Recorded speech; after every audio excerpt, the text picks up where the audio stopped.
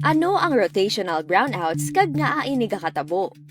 Kung makulangan kita sang supply sang kuryente, tungod kay may nasamad kita nga mga planta, ga-resulta ini sa rotational brownout.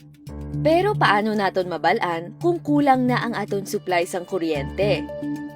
Ang National Grid Corporation of the Philippines o kun NGCP ang nakabalo sang total na available supply kag nakakategorize ini sa tatlo: white, yellow, kag red alert.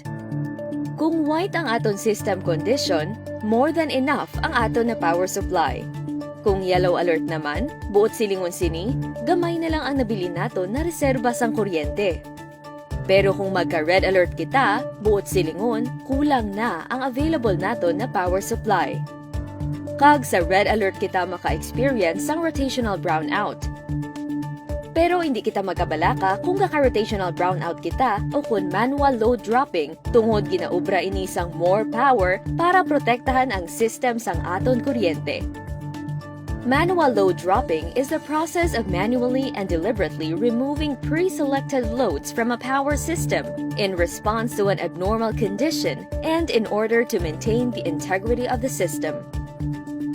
Kung kulang ang supply sang aton kuryente, ginaibanan naton ang iban nga load sa aton franchise area para hindi masamad ang aton nga electrical system.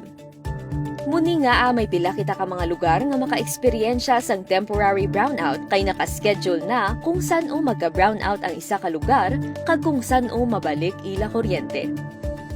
Kag samtang naka-brownout ining mga lugar, ginadungan na diri ang aton parallel line works para makayo ang mga kinahanglan kayuhon nga mga linya kag malikawan naton ang mga brownout na pwede matabo tungod sini.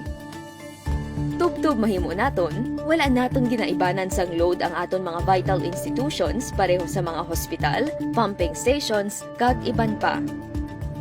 Para sa dugang nga impormasyon kag updates, magbisita kita sa FB page sang More Power para makabalo kita kung ipadalom kita sa red alert kag maka-preparar kita tanan.